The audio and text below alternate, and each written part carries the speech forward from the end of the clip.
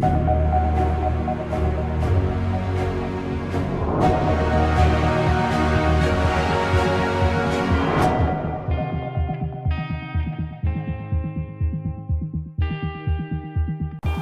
guys, I'm Tom and you join me today on B1 at the Linears Fisheries Complex. George and I actually had a trip to France cancelled this week, so a last minute decision, we've headed over here and this is the only peg on the whole complex that we actually found. We've doubled up together and we're working as a team, and a lot of our success at the moment has come down to this, the spod. So in this short video, I'm going to give you my 5 top tips as to how you can cast 30 wraps out accurately and effortlessly to get you more fish on the bank.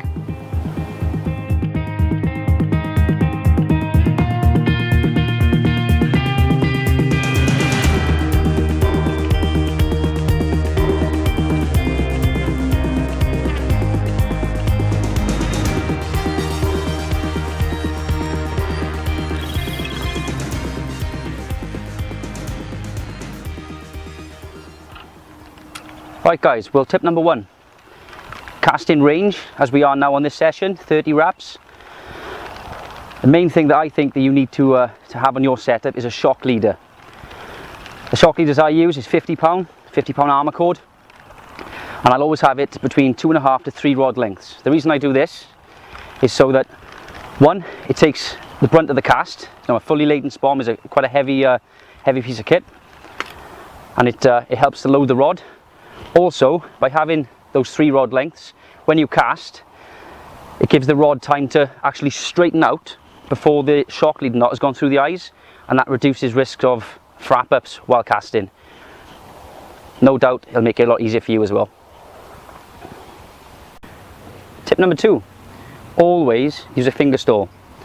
Too many times I've seen guys on my local lakes, and especially these day ticket waters, casting out with, like I said earlier, fully laden spoms, which are really heavy when casting at range, without a finger stall, and the damage that it can do to your finger.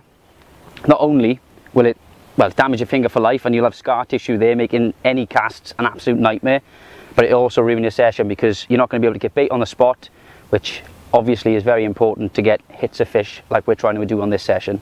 Just to give you guys a bit of an idea of what I mean when I say finger stall, they come in a variety of different shapes and sizes, and pretty much any company out there, or large company out there, will provide their own. So the first one of the quarter ones, these things are really handy, very compact, very small, and you can store them in your tackle box. So I'll always have one of those in my bag. One disadvantage of this though is that the material on there is really thin and they do wear down quite quickly, so bear that in mind. On the total other end of the scale now, we have one of these Nash casting gloves.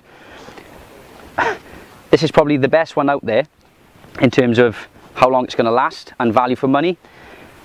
There's a really tough section of rubber on the casting finger of this glove, and you're never going to wear that down. Again, disadvantage of this one is that when you're using it, especially on hot days like we have today, your hand gets really sweaty and it can become quite uncomfortable and cause your hand a little bit of rubbing. Now, as a bit of a halfway house, we have the finger stall that I use 99% of the time, and that's one of these, one of the Fox ones. Gardner do one that's very similar as well. The material on this, I've had it for around 2 years and it's fine. It hasn't worn down.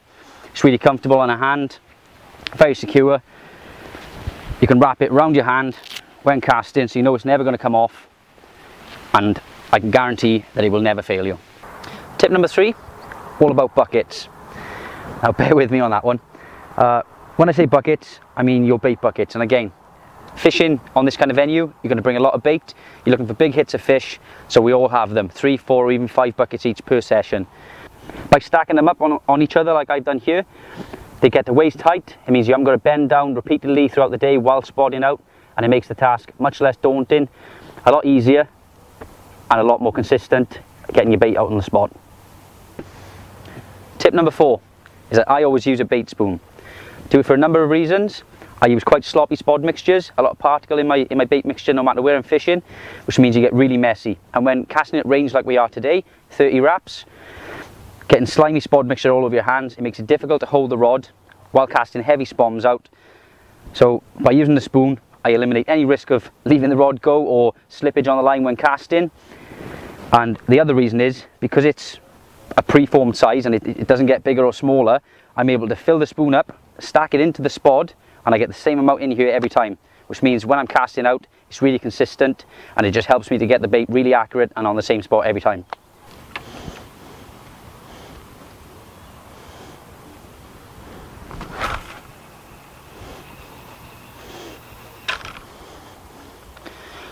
Tip number 5. Now I've just cast out, you notice I'm not reeling the spod in straight away, and I've done this for good reason. On these venues, birds are an absolute nightmare. And if you leave your spod there for a good 4 or 5 seconds, you'll notice that the birds will actually stop diving on the spot and they'll hover above it, which gives the bait time to start sinking low enough so they're not going to pick it up. Another tip as well is when I'm bringing it in like I am now, it's nice and consistent, nice and smooth. You're not seeing me pumping the spod in like you see a lot of anglers doing. It just keeps it up on the top, comes in nice and smooth, and it makes the job really easy for you. By doing this, you're not working up a sweat, you're staying nice and calm, nice and relaxed. Helps you again to be more consistent, making sure that you get this on the spot every single time for minimum effort, and it makes it a much more enjoyable experience. We should do a bonus tip. We should mention about squeezing everything down to the cone at the front, so when you cast out it stops it wibbly through the air. Okay. So sit doing what? wibbly. Do the motion you just did. No, with your lip, with your hip. I didn't. Did I do something with my hips? Let's see it again. Did I?